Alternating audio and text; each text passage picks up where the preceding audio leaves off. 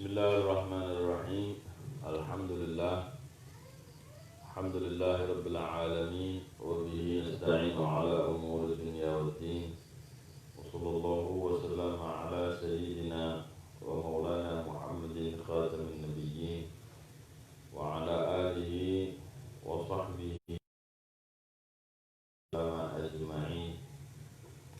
Subhanaka la ilma lana illa ma 'allamtana innaka antal alimul hakim.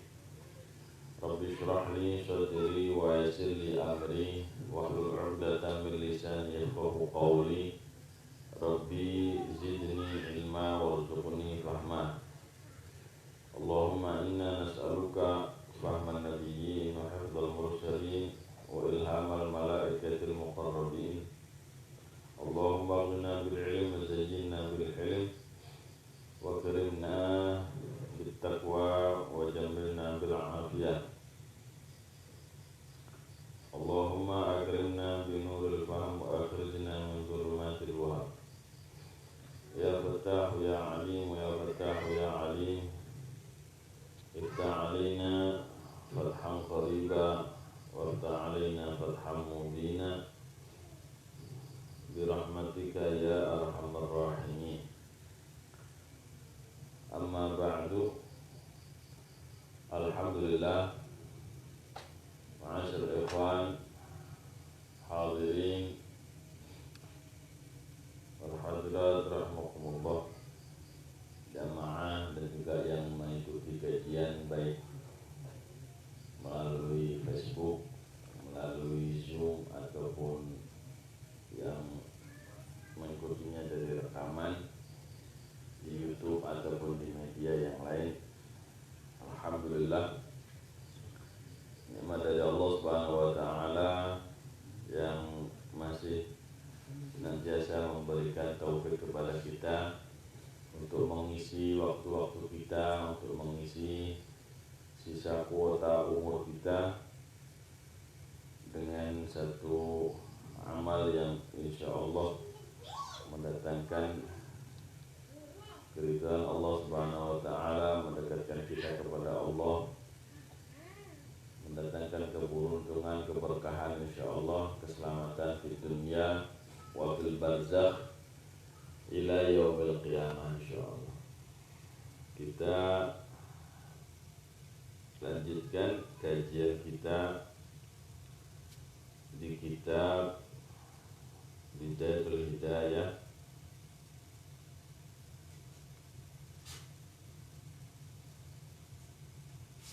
kemarin. Terakhir pembahasan kita dijelaskan sama Sayyidina Al-Imam Al-Ghazali alaihi rahmatullah tentang berita besar dari Allah Subhanahu wa taala, yakni terutama bagi kita yang suka ngaji, yang sudah suka ta'lim. Kesukaan kita di dalam mengikuti kajian tidak diiringi dengan pertambahan hidayah atau bertambahnya amal. Apabila kita suka kajian akan tetapi tidak diiringi dengan nilai tambah amal soleh kita, ngaji-ngaji saja tapi pengamalannya tidak meningkat, ini yang sangat dikhawatirkan. Bahkan tidak hanya menjadi orang-orang yang rugi, bahkan dia menjadi orang-orang yang cilaka, sebagaimana kemarin dijelaskan dalam beberapa riwayat hadis. Baik, hadis yang pertama riwayat Imam At-Tabarani wa Imam Baihaqi dari Sayyidina Anas dan Sayyidina Abu Hurairah. Dari Sayyidina Abu Hurairah dinyatakan inna asyaddan nasi 'adaban yaumil qiyamah 'alimun lam yanfa'hu Allahu bi ilmi. Sesungguhnya manusia manusia yang paling dahsyat azabnya di yaumul qiyamah adalah orang alim yang Allah tidak berikan manfaat akan ilmunya. Orang alim yang ilmunya tidak manfaat, yakni tidak membawa perubahan, tidak menambah kadar ketakwaannya, tidak menambah amal solehnya. Alimun lam yanfa'hu Allahu bi'ilmihi wal 'iyadu billah. Kemudian hadis yang juga serem ya. Rasulullah SAW menceritakan nanti di neraka itu ada orang-orang yang digunting lidahnya karena dia hanya bisa mengajak kebaikan tapi tidak bisa mengamalkannya sendiri. Menyuruh orang berbuat baik tapi dirinya lalai mengamalkannya. Nasallallahu alaihi wasallam, Allah yuwaffiqna wa iyyakum lima yuhibbu wa yarda. Moga-moga kita diberi keselamatan dari Allah, tidak termasuk hadis-hadis tersebut, dan kita diberikan taufik apa yang kita kaji diiringi dengan taufik sama Allah Subhanahu wa taala sehingga kita bisa mengamalkannya dalam kehidupan kita sehari-hari insyaallah taala. Amin amin ya rabbal alamin.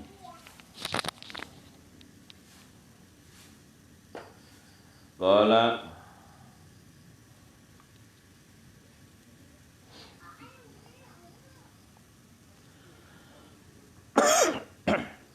sini dikatakan fa iyyaka ya miskinu an tud'ina litazwiri. Fa iyyaka, awas kamu wahai orang-orang yang miskin, wahai orang-orang yang perlu dikasihani, an tud'ina litazwirihi, jangan sampai engkau tunduk dengan segala tipu dayanya, fayudlika bihabli ghururihi, sehingga fayudlika akhirnya dia syaitan ini menyeret kamu ya, menjerumuskan kamu bihabli ghururihi, dengan tali temali tipu dayanya. Awas jangan ikuti step-step langkah-langkahnya syaitan, jebakan tipu daya syaitan. Apa tipu dayanya syaitan ini? Yakni menunda amal. Kemarinnya ngaji seneng, ngamal senep. Waduh berat. Nah kayak gitu-gitu awas. Itu langkah awal kita anggap berat. Ya, kita anggap wah ini mah sulit, wah dalam. Padahal ya males gitu aja. Gitu ya. Wah ketinggian ngajinya. Nah, ini bahasa-bahasa trik-triknya syaitan untuk agar kita punya alasan agar tidak mau mengamal. Wah beda, bukan kelasnya kita. Wah itu mah kelas ustad. Kelas itu kelas apa? Ya kayak aturan Allah buat ustad lain, buat dia lain. Sama-sama hamba Allah. Ya sama-sama umat Rasulullah sallallahu alaihi wasallam, nabinya sama, ya aturannya sama, jangan dibeda-bedakan. Di sini katakan fawailun lil jahili haitsu lam yata'allam marratan wahidah. Fawailun, maka cilaka, lil jahili, bagi orang yang jahil, haitsu lam yata'allam, di saat dia tidak mau belajar, marratan wahidah, celakanya sekali. Wa wailun lil alimi haitsu lam ya'mal bima alim alfa marrah. Dan cilaka bagi orang alim sekiranya dia tidak mengamalkan apa yang dia ketahui, cilakanya double 1000 kali. Ada lagi yang lebih parah lagi ya, yang tadinya yang tadinya belajar kemudian dia berpaling. Ini cilakanya lebih parah lagi. ya, karena dia meninggalkan dua-duanya. Wah, kalau ngaji nanti tambah tahu, saya tambah tuntutannya tambah berat. Wah, mending nggak ngaji aja kalau gitu. Nah, ini nggak termasuk ini. Kalau yang tadi jahil, memang dia belum pernah tahu siapa anak dari kecil.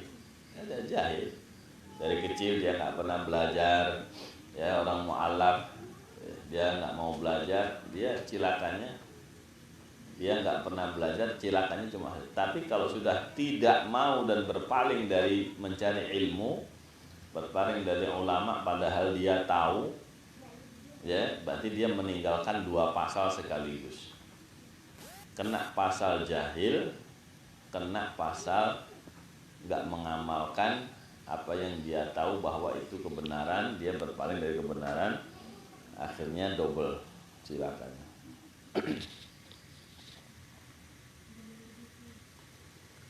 Nah, sudah ada berita besar yang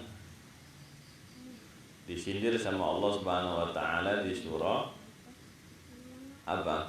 Di surah Al-Kahfi kemarinnya.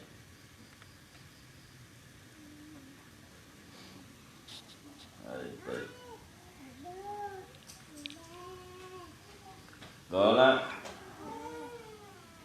Nah, sekarang ganti pembahasan.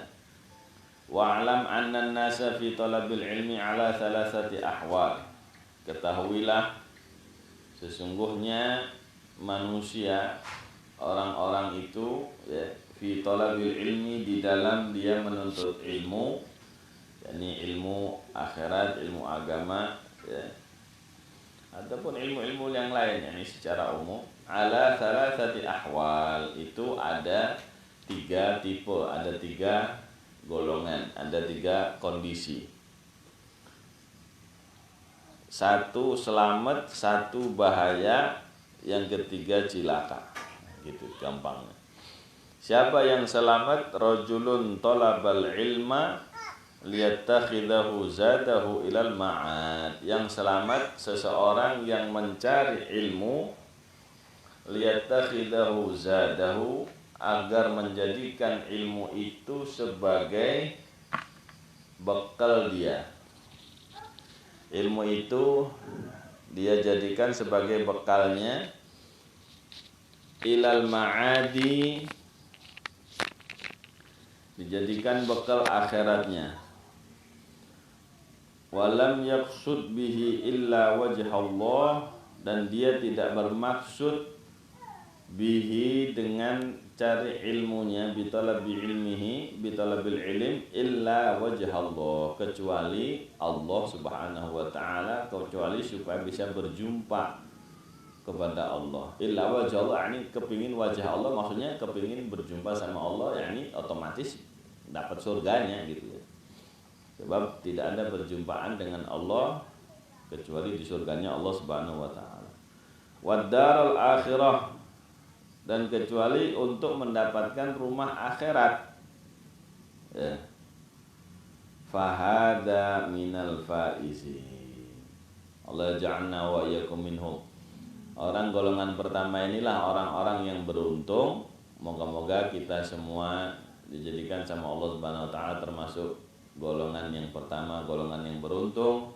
Kita ketemu di Zoom, ketemu di Facebook, ya, ketemu di YouTube, ketemu di rekaman, di media, ya, ngaji, ya, sama-sama menggali untuk menasihati, untuk evaluasi diri, untuk meningkatkan kualitas diri, semata-mata mencari ridha Allah Subhanahu wa taala.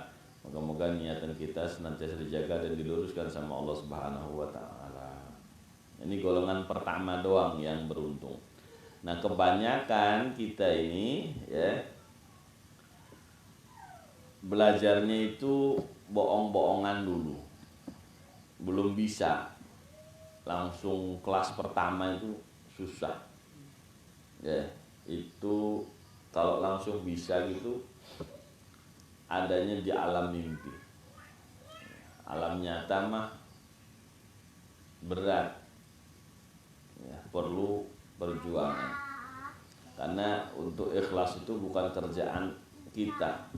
Ya, kalau kita ibadahnya Allahumma paksakan, maksain, ya, harus begitu. Kayak kemarin dijelaskannya, wa kadzibul fajri yabdu qabla sadiqihi wa awwalul qatri ghaithun wa awwalul ghaithi qatrun thumma yansakibu. Fajar yang pertama muncul itu adalah fajar kadhib, baru fajar shadiq. Kita ini pertama-tama itu kayak gitu, bohong-bohongan. Kayaknya asik juga ya ngaji ya. Ngaji, habis itu ngilang lagi. Wah ngaji lagi dah, mulai ngamalin bohong-bohongan. Ya besok berhenti lagi. Nanti dapat siraman lagi, ngamalin lagi gitu. Sampai benar. Itu butuh proses. Nah, kalau sampai bisa langsung ngaji, ya bisa, cuma ya jarang gitu. Rata-rata masuknya golongan yang kedua. Kenapa dia cari ilmu? Wa rajulun talabahu liyasta'ina bihi ala hayatihil ajilah. Golongan yang kedua, keadaan kedua, orang cari ilmu liyasta'ina bihi, agar dia mendapatkan pertolongan dengan ilmunya ala hayatihil ajilah, atas kehidupannya yang sekarang, supaya hidupnya dengan ilmunya tadi tambah enak, tambah mapan katanya ya, tambah sejahtera, gitu bahasanya. Kenapa dia sekolah lagi, nyari ilmu lagi? Supaya bisa naik pangkat, supaya gajinya nambah, ya, supaya strata, ya, dan macam-macam. Itu rata-rata orang cari ilmu golongan kedua. Wa yanala bihil izza wal jaha wal mal. Dikatakan sama beliau, golongan kedua cari ilmu untuk memperbaiki keadaan hidupnya yang sekarang, untuk yanala bihil izza, supaya mulia, ya, naik strata sosialnya, ya, diakui, punya gelar, punya titel, ya, waljah, punya pangkat, ya, dielu-elukan sama orang, disanjung, walmal, punya harta. Ya, kan beda gajian lulusan SD sama lulusan SMP misalnya kan gitu. Sama yang S1, gaji S2, gaji S degan, S teler, S cendol, beda. Nah, kalau kita ini S mambu, nggak ada slip gajinya. Nah, ini yang susah nih. Ya. Wa yanala bihil izza wal jaha wal mal. Dia cari ilmu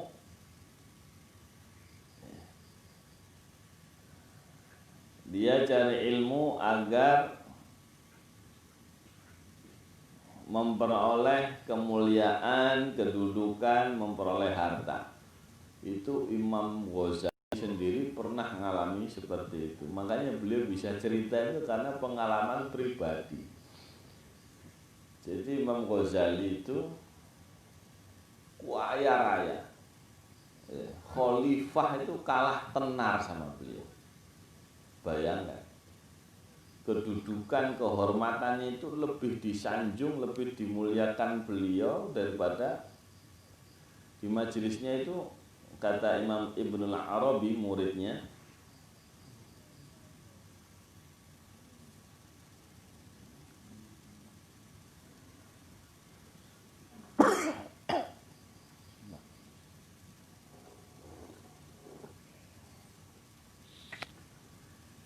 dinyatakan sama muridnya, dulu zaman saya ngaji ngelihat Imam Ghazali itu, saya ngelihat ada 400 orang ulama itu duduk ngaji sama beliau. Wah, itu kan keren, muridnya sudah ulama besar. Wah, pengajian sekarang itu laku, alhamdulillah. Kalaupun banyak ya receh. Ya. Ulama nggak ada yang ikut sampai ngaji ngambil ilmu. Imam Ghazali dulu luar biasa, kaya raya. Itu beliau perang batin, diceritakan pengalaman ruhaniyahnya beliau pribadinya ini dalam kitabnya Al-Munqidh Minadh Dhalal. Ya. Itu baca ya, kitab luar biasa pengaruh. Ini jujur, saya itu pengen hijrah, pengen uzlah, mau meninggalkan Baghdad ini maju mundur, mau hijrah, wah sayang rek, saya ninggal dunia, ninggal pangkat, ninggal murid, ninggal kedudukan, ngerintisnya susah, itu gitu. Nah, akhirnya beliau sembunyi-sembunyi, uangnya ditinggalkan semua. Waduh sayang ya, kalau kita kan gitu. Kita ini jangankan uang yang ada, yang belum ada itu dicari-cari, apalagi yang sudah ada. Walah, dikemiteni nggak keluar-keluar. Tahu dikemiteni? Tanya orang Jawa. Itu duit itu dikemiteni, ditaruh di bawah sarung, dilipat-lipat lagi, ya nggak keluar-keluar. Woi, sudah habis nyarinya minta ampun. Uang 1.000 lupa naruh itu ngomel-ngomel. Alah kita ini. Yang Ghazali ditinggalkan semua. Bawa bekal secukupnya.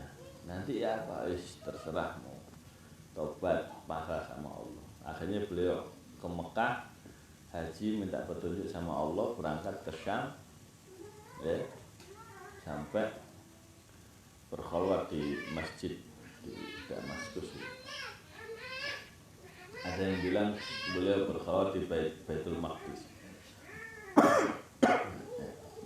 Jadi ditinggalkan semua ketenaran, harta, kekayaan.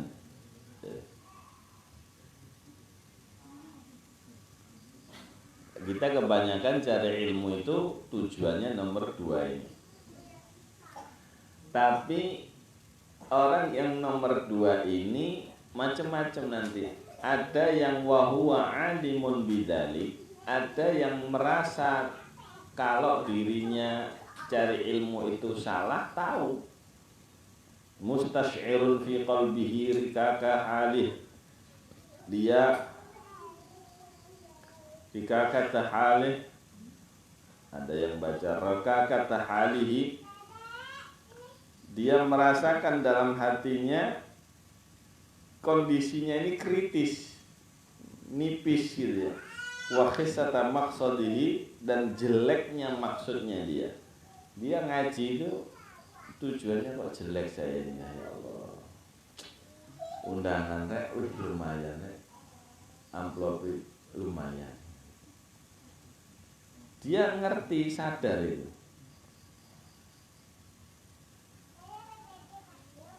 Fahadha minal mukhatiri. Orang yang sadar dengan ilmunya untuk dunia, untuk jabatan, untuk ketenaran, itu orang yang kayak begini minal mukhatiri, termasuk orang yang membahayakan dirinya sendiri. Membahayakan dirinya sendiri. Fa in ajalahu ajaluhu qabla taubah. Kalau dia keburu ketangkep, kesusul sama ajalnya, sama kematiannya, qabla taubati, andai kata dia keburu mati, datang ajal sebelum taubat, khifa alaihi min su'il khatimah. Nasallallahu alaihi wasallam. Ditakutkan orang yang rajin ngaji, yang senang taklim, senang mendengar ceramah tapi nggak ngamal-ngamal, tapi kalau ngajinya itu untuk cari duit dan sebagainya, sadar tapi nggak taubat, ya.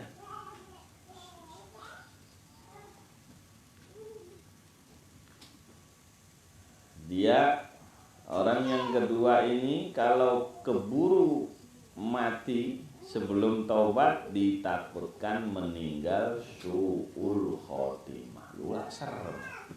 Kayaknya ngaji tapi meninggalnya su'ul khotimah. Nasallallahu alaihi wasallam. Moga-moga kita selamat semua insyaallah. Tidak hanya taubat,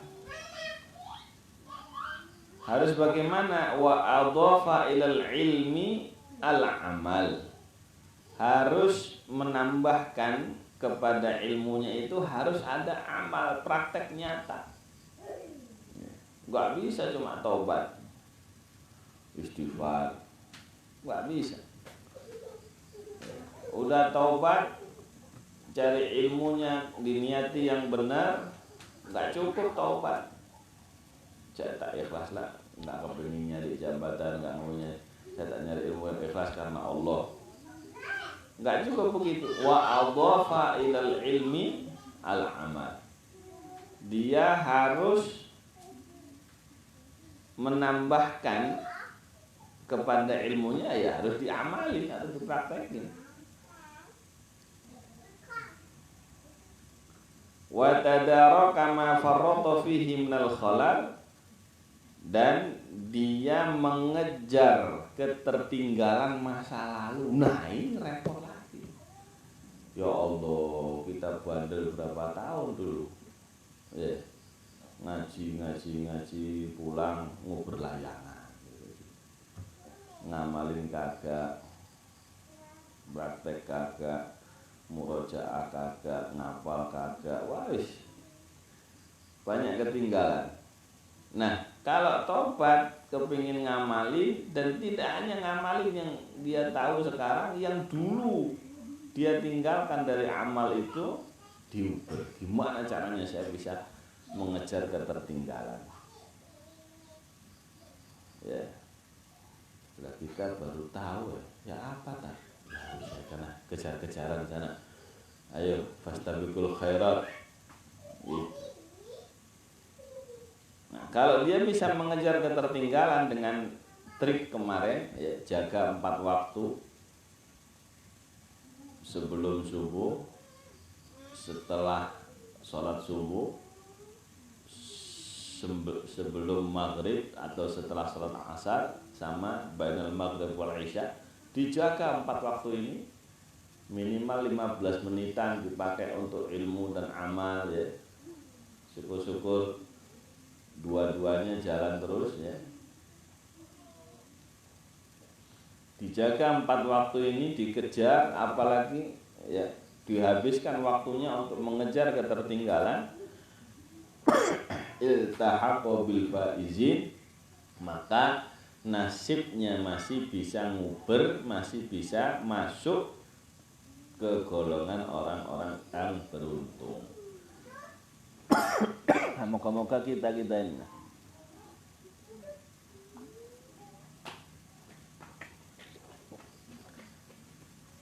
Moga-moga kita bisa kejar-kejaran.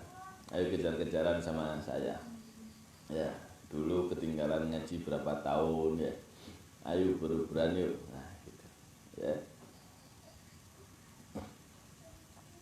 Lalu beruberannya jangan yang dengan yang bawahnya kita, salah. Ngubernya itu dengan yang atasnya. Jadi kalau ibarat mobil gitu, wah dia mulai ngaji tahun 2000, ibarat gitu. Wah dia mulai berangkat ke Jawa Timur dari Bogor jam 6 pagi. Ini baru sadar jam 12 siang. Berarti ketinggalan berapa jam? Ya. Ternyata ketinggalan 6 jam. Lah kalau dia yang berangkat jam 6 tadi pakai mobil kecepatan 60 kilo, kemudian ini nyusul jam 12 dengan kecepatan 60 kilo, ya nggak bisa ngejar. Ya. Yang berangkat jam 12 ini harus nyari mobil yang kecepatannya lebih kenceng, ya, amaliyahnya lebih ngebut, sehingga moga-moga bisa mengejar ketertinggalan dia dengan yang lebih dulu tadi. Itu begitu. Contoh lain nanti kalau diterapkan itu dalam hal amal begitu, dalam hal apa saja. Indonesia mau ngejar negara-negara maju. Negara maju itu APBN-nya untuk ilmu pengetahuan dan teknologi itu sudah sekian persen itu sejak tahun berapa? Indonesia baru untuk pendidikan dan teknologi itu 20% baru berapa tahun kemarin. Itu pun cair 9%, yang 11% nggak tahu kemana. Ya, jadi mau ngejar ini selamanya kayaknya bakal jadi negara yang dibilang berkembang tapi yang nggak kembang-kembang. Nah, harus ada upaya yang di situ bisa mengejar mobil yang 60 kecepatannya 60 km per jam. Ya gimana, naik helikopter lagi cek baru bisa dikejar. Udah ini 60 km pakai mobil, kita ngejar pakai sepeda. Mimpi gitu. Lah kita udah tahu dulu mulai SD, SMP, SMA, kuliah, Badung, S2, bandel. Habis itu keluarga juga nggak bener, masih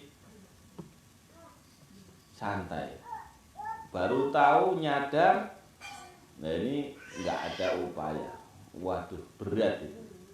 Ya, nah moga-moga kita dapat jemputan helikopter dari Allah Ta'ala. Lo ini dijemput pakai Facebook sekarang. Ayo ngaji. Dijemput pakai zoom-zooman. Lo dulu nggak ada orang ngaji itu di rumah saja, itu nggak ada. Sekarang zaman kita itu enak. Wis kau nggak pakai ngelangkah, cuma yang serius, ngaji sambil ngopi, sambil selonjoran, ngawur. Ini orang-orang ini ustadznya genah gini, dia ngaji sambil layah. Gimana mau ngejar, nggak bisa. Itu nggak niat, nggak ngerti bahayanya sisa umur yang kian menipis. Yang ngaji aja bahaya, apalagi yang nggak ngaji jangan tanya. At-taibu minadz-dzambi fa inna at-taiba minadz-dzambi kaman la dzambalah. Sesungguhnya orang yang taubat dari dosanya itu seperti orang yang tidak punya dosa, dengan catatan tadi, ya, kekurangannya dia taubat, ya, dia mengamalkan, dan satu lagi mengejar ketertinggalan. Waduh, harusnya saya sudah tahu ini. Normalnya kalau orang umur 40 itu sudah menguasai ilmu apa misalnya. Nah, kita kok belum, ayo kejar. Orang gitu. Terus berupaya. Nah, baru nanti moga-moga bisa kita semuanya termasuk golongan orang-orang yang nyusul ke kelompok orang yang pertama, golongan yang beruntung. Amin ya rabbal alamin. Ada golongan yang ketiga yang mengerikan. Hanya nggak kerasa kalau menuju ke neraka dengan sistematis, masif. Ke neraka kalau secara sistematis dan masif itu ada. Warajulun salisun, ada orang ketiga yang cari ilmu itu, istahwadha alaihi syaitan, dia sudah dipiting, dikempit, sudah dikuasai sama syaitan. Wis gak bisa bergerak, udah dicengkram. Ya. Golongan ketiga ini istahwadha alaihi syaitanu fa ansahum dzikrullah.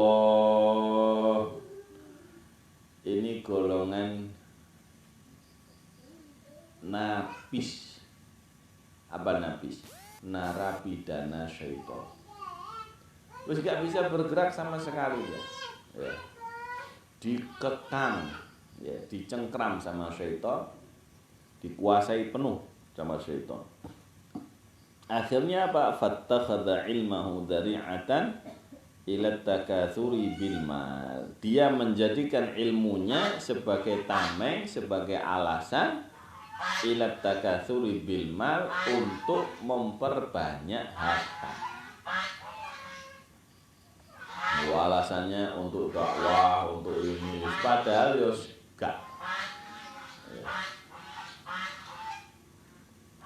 Nah, ini golongan ketiga ini. Dia pakai ilmunya, ya, alasan dia pakai pesantrennya, pakai majelisnya, ya, untuk bikin proposal. Ini investasi akhirat, ya, padahal ya gak berangkat ke akhirat, ya, ke dunia. Nah, ini ngeri. Wa tafakhuri bil jah, bangga-banggaan dengan kedudukannya. Ya, bangga-banggaan dengan kedudukannya. Kamu ngisi di mana? Saya pernah ngisi di Masjid Agung. Wow. Masjidnya yang agung. Ya, yang ngisi ya segitu-gitu aja. Ngisi Masjid Agung undangan penuh loh, bangga. Enggak ngaruh. Yang dicari sama Rasulullah itu berapa orang yang taubat di tangan kita, berapa orang yang mendapatkan hidayah, berubah jalan hidupnya, semakin zuhud, semakin ke akhirat, semakin ngebut amal solehnya gara-gara kita, berapa orang. Itu yang dikejar, bukan penuh-penuhan jadwal undangan, jadwal konser itu. Ya padetan bintang K-pop itu.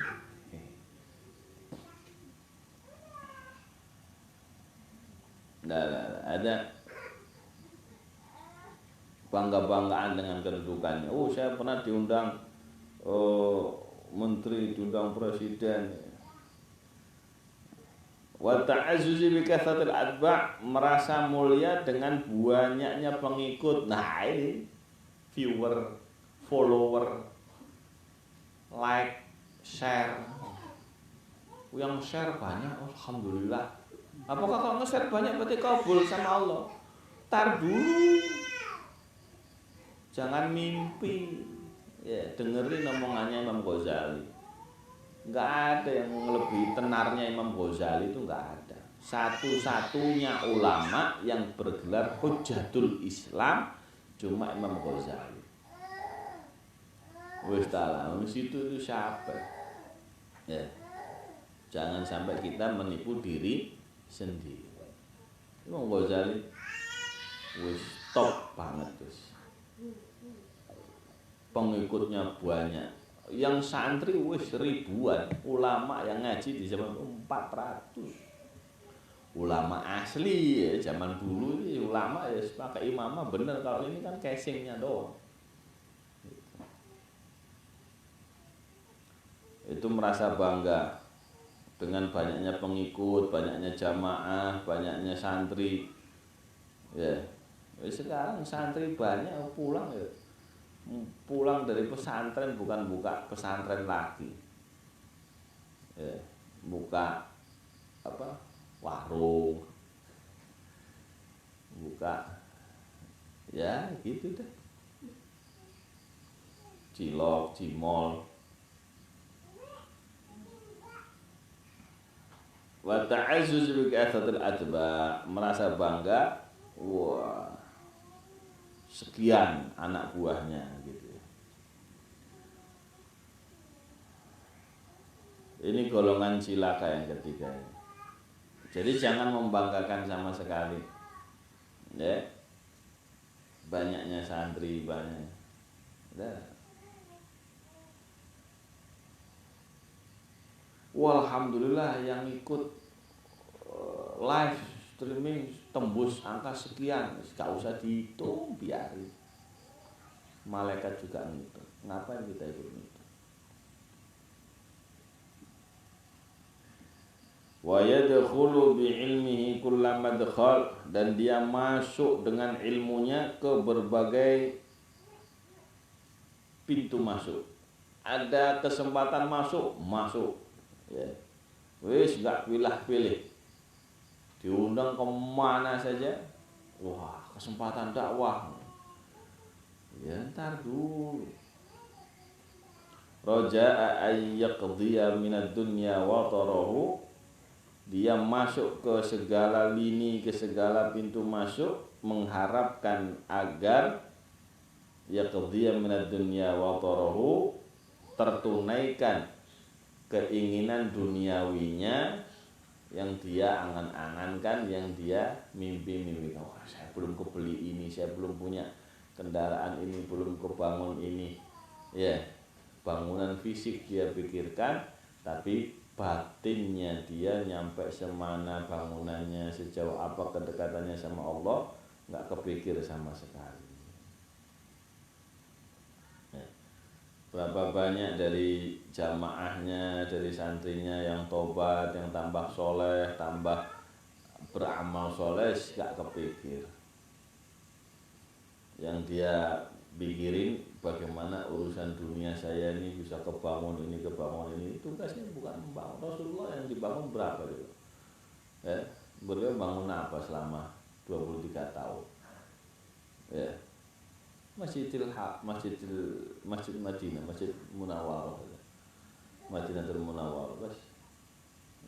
Selebihnya membangun jiwa-jiwa berdakwah, membangun pejuang-pejuang yang tanpa pamrih, ya, yang punya amanah untuk menyampaikan risalah, ya, itu yang beliau bangun.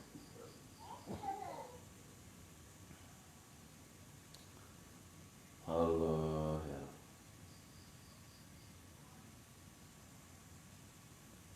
Yadkhulu bi'ilmi kullama dakhala raja'a yaqdi min ad-dunya wa tarahu wa huwa ma'a dzalika, dan dia dengan apa tadi? Dengan kedudukannya, dengan hartanya, dengan jamaah pengikutnya, dan dengan berbagai macam kesempatan yang dia bisa ikut di situ.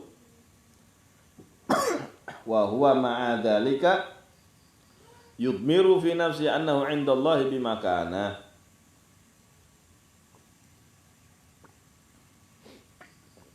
Allah.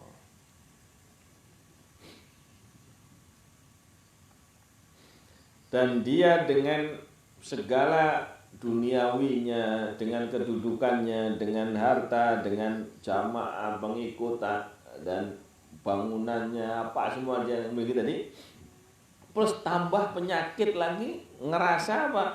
Menyembunyikan di dalam batinnya annahu indallahi bimakanah, bahwa dia merasa punya kedudukan tinggi di sisi Allah karena patokannya urusan dunianya kabul semua. Bangunannya terus bangun, ininya lancar, duitnya lancar, ya.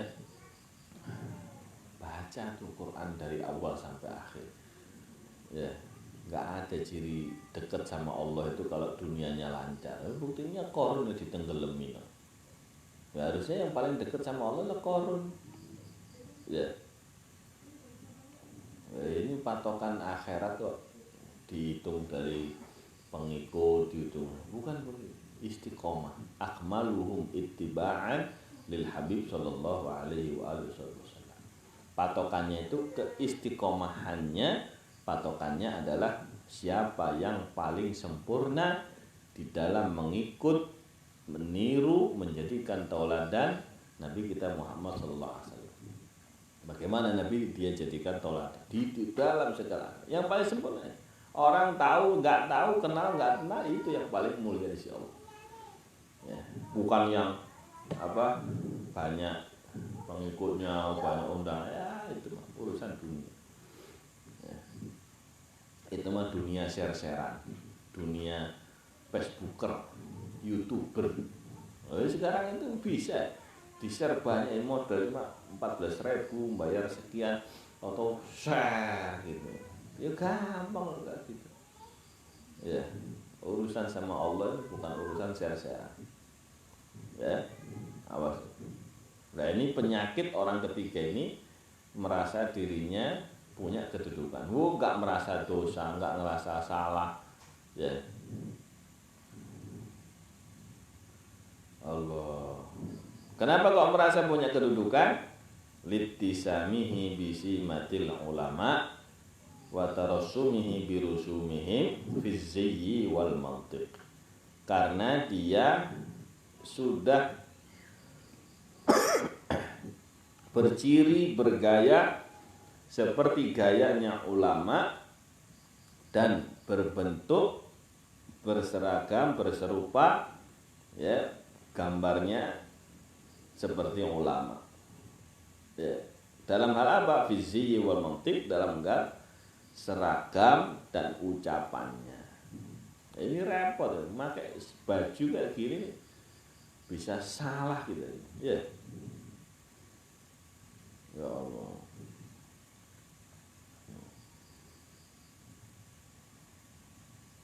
Makanya sebagian sebagian para asatidz, para kiai ya, ngerasa nggak pantas, akhirnya punya seragam tersendiri, punya gaya pakaian tersendiri ala kadarnya. Itu sesuai dengan niatannya. Kemarin di kitab Manhajus Syawi sudah dibahas, kullun ala qadri niyatih, sesuai dengan niatannya masing-masing. Nah ini niatnya apa? Ya, kita meniru bajunya ulama, niru gayanya ulama, niru pembicaraannya ulama, pakai ayat, pakai hadis, pakai kitab kuning, ya. Apa niatannya? Kenapa milih kitab kuning yang ini? Ya, kayak kitab-kitabnya Imam Ghazali itu, waduh, nggak disenangi sama sekali. Ya, nggak enak ngaji kayak gini, itu didengarnya nggak enak. Nyindir kemana-mana, nyindir ke yang baca, apalagi yang ngedengerin. Ya. Makanya nggak begitu laku, nggak begitu banyak dibaca, karena yaitu Imam Ghazali itu diberi taufik sama Allah, diberi anugerah khusus untuk bisa ihya ulumuddin, untuk bisa menghidupkan ilmu-ilmu agama yang hakiki, yang asli, tidak agama yang sekedar casingnya saja. Ma'atakalu bihi 'ala dunya zahiran batinan, dia merasa punya kedudukan gara-gara cirinya, seragamnya, pembicaraannya sudah sama kayak ulama. Ya khair, marhaba, na'am, thayyib, qahwa, syahi. Udah gara-gara qahwa syahi doang udah ngerasa jadi ulama.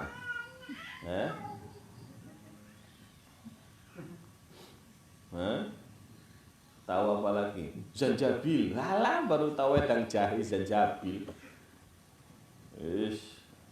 Padahal apa? Ma'atakalu bihi 'ala dunya, sedangkan dia terus bersifat seperti anjing terhadap dunia itu, rakus, pengen merekam, ya.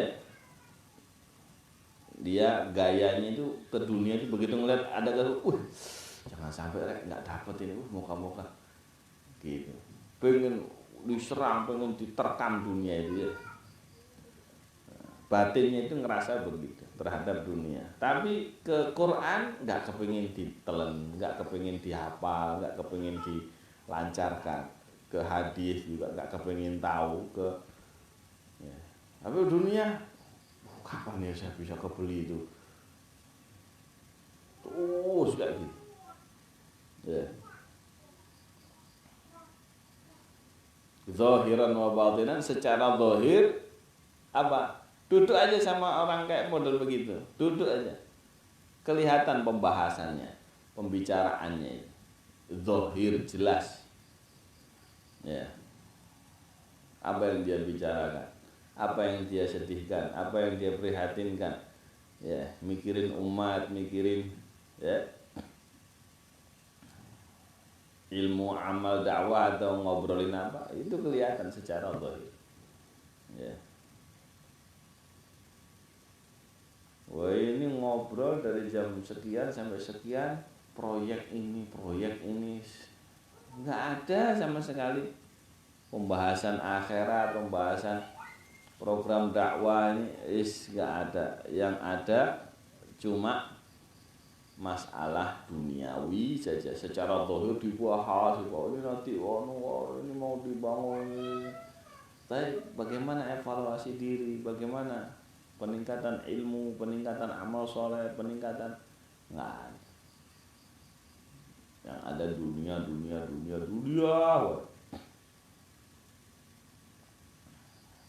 Dunianya kurang dikit, wah sedih, prihatin. Wah, kemarin bisnis nggak goal, hampir padahal, masya Allah. Na'udzubillah.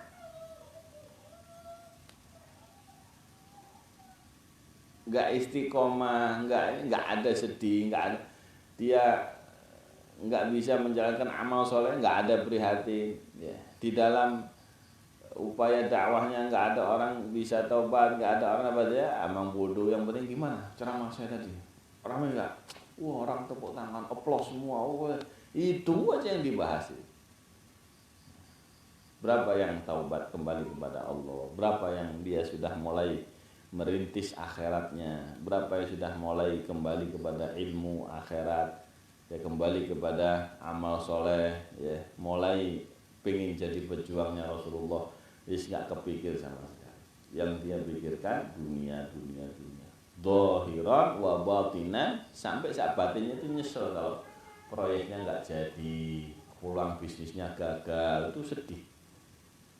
Tapi ada santrinya, lulusannya, jamaahnya, ya nggak tobat, nggak benar-benar, ya nggak ada keprihatinan sama sekali. Ada jamaahnya kenalnya cuma sholawatan tuh bisa juga kagak, cuma taunya megang bendera toh. Dioprek. Dia nggak kepikir, dia nggak sedih, nggak prihatin. Ya, nah ini akhir zaman. La ilaha illallah. Nah ini kita moga-moga diberi ya keterbukaan ya mata hati kita. Jangan sampai kita termasuk orang-orang yang tertipu dengan penampakan, dengan penampilan, dengan gaya bahasa, dengan ya. Gaya bahasanya akhirat ini. Coba dekat nggak sama ulama akhirat? Apa yang dia pikirkan ketika duduk, ketika ngobrol santai, ketika tidak di depan kamera kayak begini? Ya, coba ajak ngopi bareng. Apa yang dia pikirkan? Adakah evaluasi untuk pribadi, untuk orang yang di sekitarnya? Itu nggak ada. Nah, yang ada dunia, ya dan seterusnya. Obsesinya apa ini? Mending obsesinya saya kapan ya bisa khotem Quran itu sehari sekali loh. Nggak ada obsesi gitu. Obsesi amal soleh, obsesi ilmu nggak ada. Gimana ya bisa niru Imam At-Tabari sehari itu nulis 40 halaman? Nggak ada. Obsesinya dunia toh isinya. Nah, gimana orang yang ketiga ini? Nasallallahu alaihi wasallam. Moga-moga kita nggak termasuk orang ketiga ini. Soalnya kelihatannya masya Allah bangun majlis, bangun markas ini itu macam. Tapi intinya dunia. Ya. Ini ngeri. Fahadha minal halikin.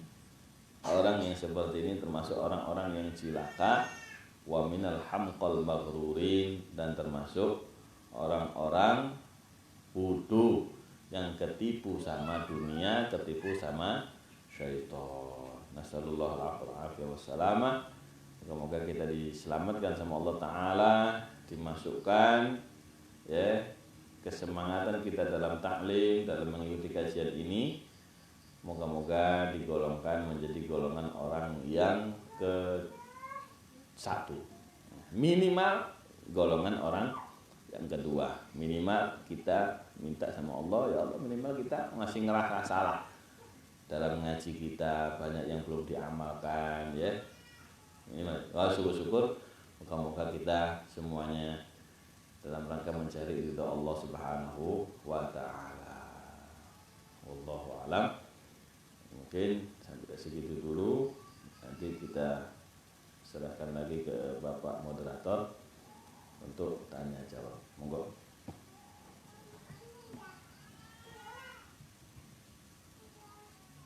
Halo.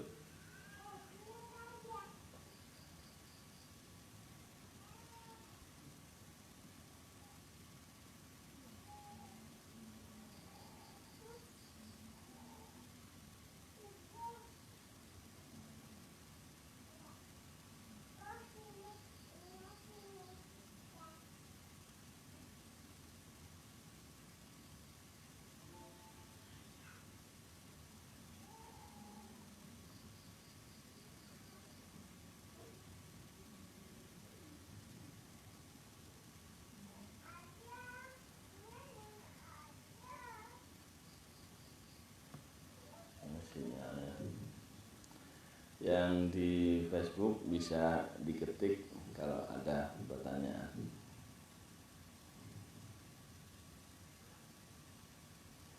Mohon diulang waktu yang 4 tadi.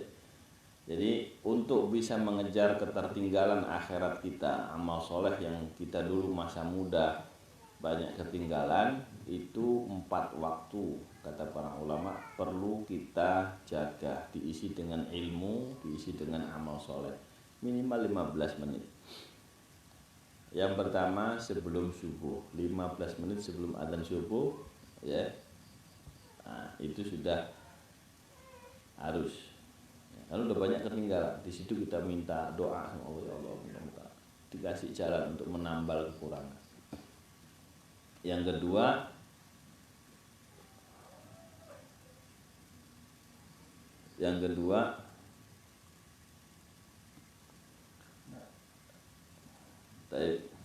jadi yang pertama waktu sebelum subuh ya, untuk mengejar ketertinggalan.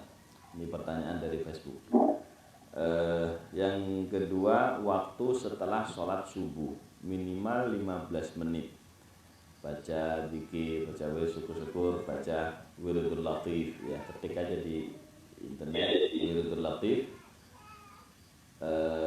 syukur-syukur tambahin yasin. Afdol lagi sampai terbit matahari ya, sampai terbit matahari. Itu kalau di kalender ada waktu syuruk. Nah sampai itu tutup dengan sholat 2 rakaat, itu sudah seperti haji dan umroh sempurna. Ini khususon bagi kita yang belum berangkat, yang nggak ada slip gajinya, yaitu wiritan lah subuh gitu ya. Itu juga fadilahnya untuk rezeki, untuk jaminan kecukupan rezeki kita itu wirid setelah ba'dal fajar sampai terbit matahari kalau bisa. Kalau enggak 15 menit. Waktu yang ketiga supaya terkejar waktu ba'dal asar. Kalau subuh itu rezeki hissiyah, rezeki zahir. Kalau ba'dal asar itu rezeki maknawiyah, rezeki batin kita, pemahaman, ilmu, keimanan ya, rasa roja, berharap kita sama Allah, dapat takut sama Allah, dapat mahabbah, dapat syukur, itu dapatnya sore atau malam.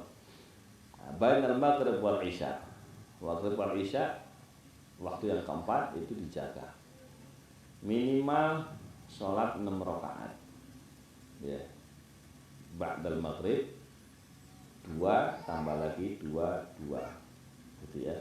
Itu pahalanya seperti ibadah 12 tahun ya kan, lumayan. Kita bandelnya berapa tahun gitu. Nah itu dengan strategi seperti itu ya, kita baca yasin roti, ya syukur-syukur, waqi'ah, tabarok sampai isya, itu mahal banget kan. Sebagian ulama mengatakan andai kata ada tamu diketok, Bang ini gimana besok dagangan bisnis kita ya apa? Maghrib ngetok pintu ngobrol bab dunia. Kata beliau, wallah ini maknanya demi Allah andai kata kau bawa obor, kau solotin ke muka saya, obor itu lebih saya sukai daripada maghrib ngobrolin dunia. Kau itu datang ngobrol dunia maghrib. Mending kau bawa obor nyosin ke muka saya, kata ulama itu sampai segitu. Saking tahu betapa mahalnya waktu bainal maghrib wal isya. Allah yuwaffiqna wa iyyakum. Moga-moga di rumah kita Allah hidupkan 4 waktu tadi untuk akhirat, untuk bagaimana bekal kita ke alam barzakh, ke akhirat insyaallah ya, sehingga kita bisa dengan keluarga kita mumpung zaman kopi. Mumpung zaman kopi. Yang lain? Monggo, Pak. Jadi siapa? Ini sinyal mohon maaf ini yang di Zoom ya. Kalau habis hujan atau waktu hujan gini. Yang lain? Ada mau tanyakan? Dari Facebook silahkan diketik.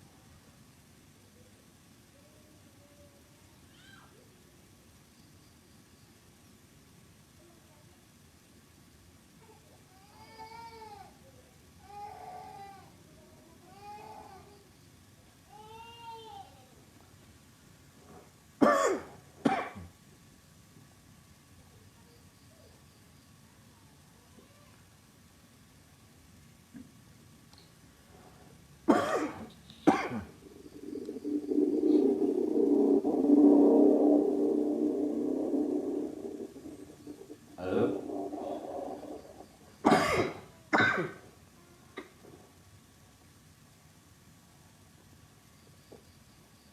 Mohon maaf masih ada kendala. Udah? Saya kalau bisa nomor Siap? saya. Gimana?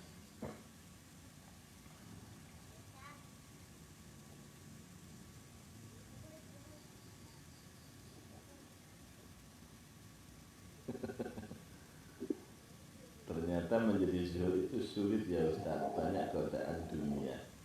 Enggak sulit insya Allah. Kita harus bisa menyingkap rahasia aslinya dunia. Nanti otomatis kita dengan sendirinya nggak senang.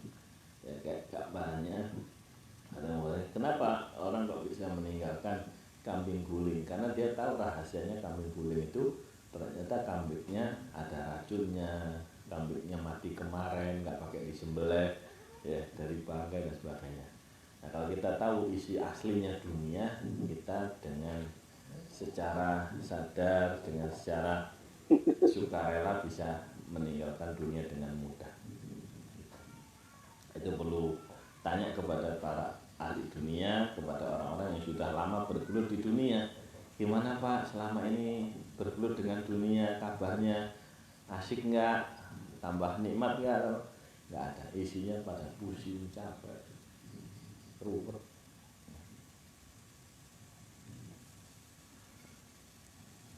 Monggo Mas Andi.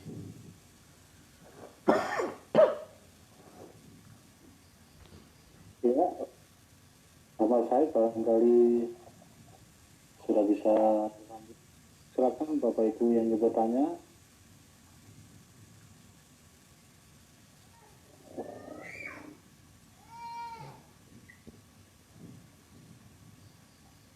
Boleh ada pertanyaan?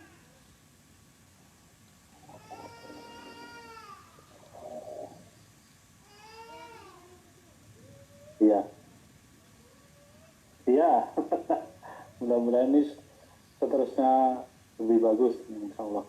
Ustaz, gimana kalau dari ini ya, 3 tipe itu, kalau pendapat saya ya, sekilas itu mungkin orang itu ada unsur apa, karena hati itu suasananya kadang iman itu naik atau turun. Kalau misalkan saya berpendapat, kita itu bisa bergerak kadang-kadang jadi tipe nomor 1, kadang-kadang bisa jadi nomor 2, kadang-kadang bisa nomor 3. Gimana menurut itu? Iya, bisa seperti itu. Bisa seperti itu. Mungkin ilmu ini ya karena tidak begitu prospek bisa nomor satu gitu ya. Kadang-kadang ilmu yang ini, prospeknya cerah ini buat dunia, akhirnya nomor dua gitu. Bisa begitu, bisa. Benar. Ya, bisa. Nah, tinggal masalahnya bagaimana strategi kita iman ini stabil naik gitu. Dalam mencari ilmu ini stabil karena Allah itu butuh pelatihan, butuh pelatih.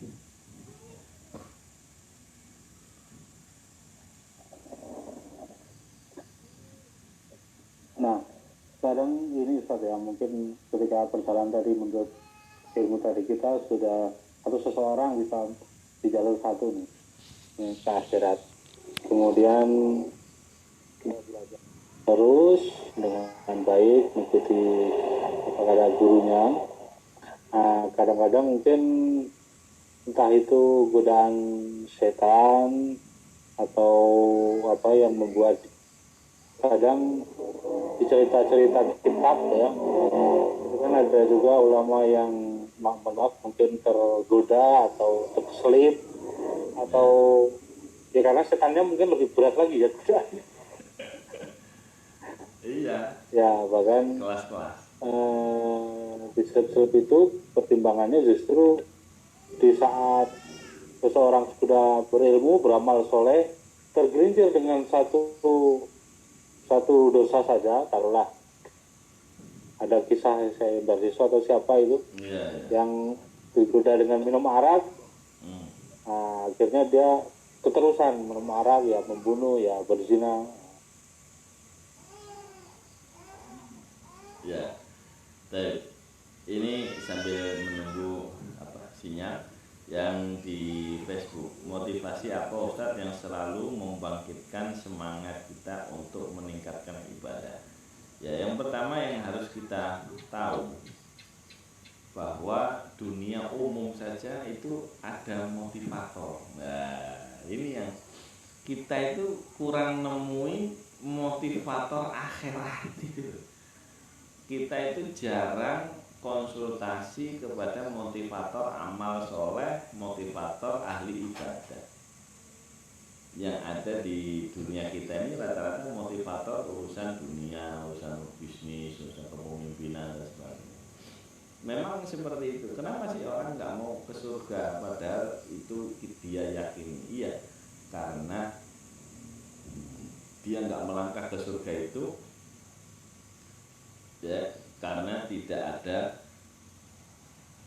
Nah, ini urutannya ya, nanti ujung-ujungnya motivator. Kenapa orang itu kok nggak ibadah? Nah, sebentar nih Mas Andi, kita geser ke Facebook dulu, pertanyaan Facebook. Jadi ada surga, kenapa orang tidak menuju ke surga? Kenapa dia nggak beramal soleh?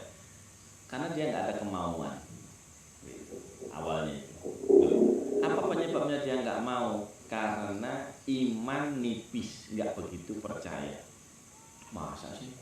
Emang investasi bisa menguntungkan segitu? Kalau dia percaya, dia bakal mengeluarkan investasi. Kalau dia nggak percaya, lalu. Kenapa nggak ke surga? Karena nggak ada kemauan. Kenapa nggak mau? Karena kurang iman. Kenapa kurang iman? Karena dia tidak ketemu sama motivator akhirat, tidak ketemu sama pendakwah akhirat yang bisa menjelaskan, bisa kayak orang jualan sales gitu ya. Nggak niat beli, gara-gara salesnya pinter ngomong, akhirnya jadi beli. Nah kita itu sekarang di akhir zaman itu kurang sales akhirat, akhirnya ya ibadah kita ya nggak meningkat.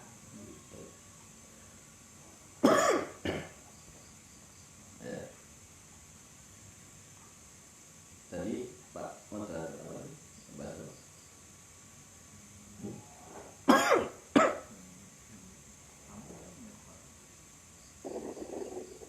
Gimana?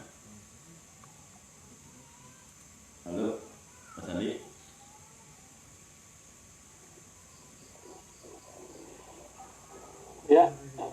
Tadi gimana? Nah itu ini ya yang tadi itu ya. Jadi terus Saya tanya lewat Facebook Ustaz. Siap. nah Mas Harum juga bertanya tadi yang saya terusin ya. Itu Ya. kalau ketika kita sudah berhati-hati ternyata dalam satu sekian waktu justru termasuk ulama juga akhirnya terselip dan justru dia tergelincir yang ujungnya di kisah itu masuk neraka gitu. Gimana sih sebetulnya Kisahnya. imbal dari seseorang sudah berilmu masuk jalur satu tergoda oleh setan justru tergelincir dan akhirnya masuk neraka. Iya. Ini kisah ya disebutkan di dalam surah Al-A'raf. Watlu 'alaihim naba'al ladzi atainahu ayatina fansalakha minha fa'atba'ahu syaitanu fakana minal ghawin. Walau syi'na rafa'nahu biha walakinnahu akhlada ila al-ardi wattaba'a hawa. Di situ masalahnya ittiba'ul hawa. Ada syaitan, ada hawa. Jadi ini kerjasama untuk menjerumuskan nomor satu. Bayangkan. Jadi kenapa kisah ini? Supaya yang berilmu yang sudah golongan satu tetap siaga satu gitu. Yang ulama ini justru tujuan target utamanya syaitan, tujuan utama target hawa, targetnya nafsu, targetnya dunia. Kalau sudah ulama tergelincir di belakangnya banyak yang ikut gitu loh. Ini untuk kita ambil pelajaran supaya senantiasa tidak merasa tenang, tidak merasa aman dari makarnya Allah, dari ya berbolak-baliknya hati. Nah, jadi ya walaupun sudah ngaji ya jangan alhamdulillah sekarang saya sudah ngaji. Lu nggak bisa begitu. Terus tingkatkan terus. Jangan merasa sudah beramal, jangan merasa sudah berilmu. Ya, kita belum tahu, belum ada tulisan bahwa jaminan dari Allah nggak ada. Ya kalau saldo bisa dicek lah, amal soleh ngeceknya piye. Nah ini karena belum tahu mana yang diterima sama Allah terus berusaha. Merasa amal yang kemarin, kajian yang kemarin kayaknya nggak terima. Apa buktinya saya masih ingat. Nah, gitu. Jadi amal yang sudah diangkat sama Allah di antara dirinya kalau para ulama kita sendiri yang ngamalin itu lupa. Ya. Wal amalus sholihu yarfa'uh, dan amal soleh yang diangkat sama Allah. Artinya di dunia sudah nggak ada, saking nggak adanya di dunia dia sendiri yang ngamalin lupa. Nah, ini pertanyaan Mas Adam, adakah cara kita mengetahui bahwa diri kita sudah zuhud apa tidak? Gampang itu. Kepingin tahu kita ini ya, apakah sabar enggak, apakah rojak enggak, apakah khauf enggak, masuklah ke pasar zuhud. Apakah burung kita ini ngocehnya bagus? Ya jangan setiap hari gaulnya sama ayam, sama entok. Burungnya masukkan ke pasar burung. Nah, pasar zuhud gimana? Ya, ceritanya ulama-ulama yang zuhud itu gimana? Nah, bandingkan kita dengan cerita-cerita para pakar zuhud di pasar tersebut. Nafkah untuk keluarga nggak ada masalah, itu kewajiban. Ya, makanya kemarin dijelaskan ya, dalam kitab Nasihat Diniyah ya, kalau umat Islam ini menjalankan ya, adab dalam bekerja, menjalankan kewajibannya sebagai umat Islam. Bekerja itu niatannya 4, untuk membela agama ya, untuk menafkahi diri sendiri, untuk menafkahi keluarga, anak istri. Yang keempat, niatnya untuk bisa sedekah, untuk bisa berinfak. Berbeda dengan yang pertama ya. Berarti kalau dibagi 4, 25, 25, 25, 25, itu aja sudah Masya Allah ya, sudah sudah luar biasa. Nah, umat Islam itu Masya Allah. Ya, makanya agama kita ini gampang diobrak-abrik, dihancurkan, karena masing-masing umat Islam yang bekerja tidak untuk agamanya, tidak untuk Allah Subhanahu wa Ta'ala, tidak untuk Rasulullah. Untuk diri sendiri paling berapa sih sehari kita itu makan doang, ya, pakaian ya dipakai satu, awet, apa ya kita, keluarga anak itu istri cuma satu, anak berapa, sisanya untuk lebih gitu, bukan untuk infak fisabilillah. Nah ini masalah kita di situ. Nah coba ulama yang zuhud dulu gimana? Ya, nah itu kalau kita tahu ceritanya di pasar zuhud, ya, kisah-kisahnya ulama yang zuhud dunia, ini insya Allah bisa kita jadikan patokan tolak ukur kezuhudan. Begitu, Mas Adam, monggo. Lihat yang lain. Waktu. Ya, silakan masih. Oke. Yang di Zoom. Oke.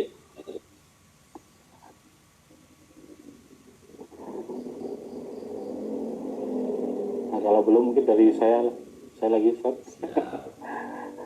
Kalau misalkan ya kita berada di antara kerumunan ya, ini kan dari satu alma mater nih, misalkan ya, tapi ternyata di satu alma mater itu beda-beda ini Ustaz,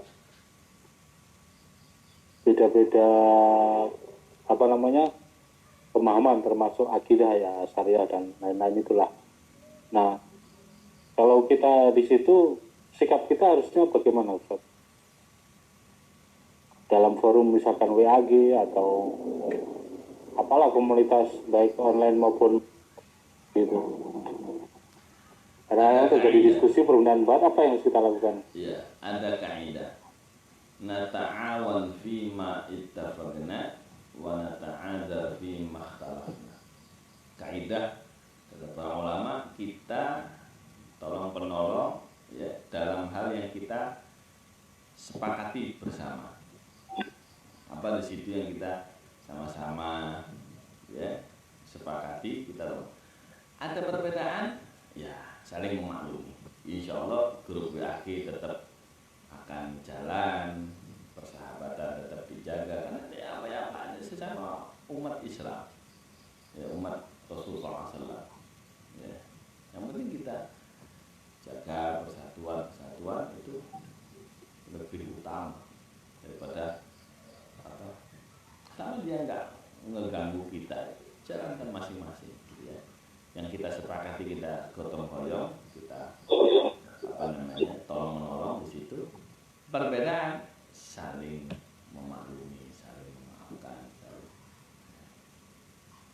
Ya, terima kasih banyak atas penjelasannya dan juga bahasan dari pertanyaan-pertanyaan dari Muslimin Muslimat baik yang di Zoom, di Facebook. Bapak Ibu sekalian, demikian tadi barangkali kajian pada hari ini tentang bagaimana tipe orang yang diinginkan oleh Imam Ghazali dalam menurut ilmu, khususnya dalam niat. Silakan Ustaz tutup kajian pada ini dengan doa, dipersilakan. Alhamdulillah, semoga apa yang sudah kita kaji diterima sama Allah Ta'ala. Allah limpahkan taufiknya kepada kita semua sehingga kita bisa mengamalkan, bisa menjalankannya dalam kehidupan kita sehari-hari. Insyaallah. Amin ya rabbal alamin. Wa ma taufiqi illa billah, alaihi tawakkaltu wa alaihi unib. Wassallallahu ala sayyidina Muhammad wa ala sallam walhamdulillahi rabbil alamin. Allahumma shalli wa sallim wa barik wa karim ala sayyidina Muhammad wa ala sayyidina Muhammad. Tibbil qulubi wa dawaiha wa aqidil abdan wa shifaiha wa nurul absar wa diyaiha wa qutul arwah wa ghidaiha وعلى آله وصحبه وسلم. اللهم إنا نسألك العفو والعافية والعافية الدائمة في الدين الدنيا والآخرة. ربنا انفعنا بما علمتنا، ربي علمنا، ربي فقهنا وفقه أهلنا وفربات لنا في ديننا مع أهل القرآن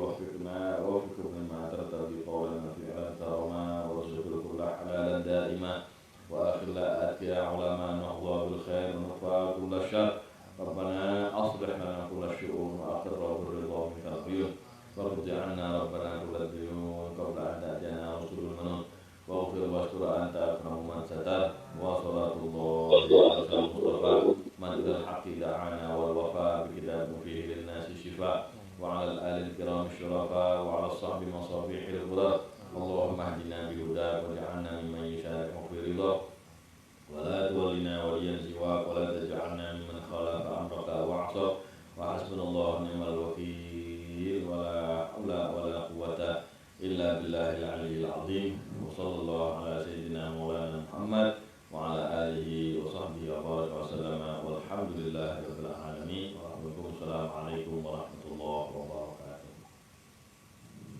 Waalaikumsalam warahmatullahi wabarakatuh.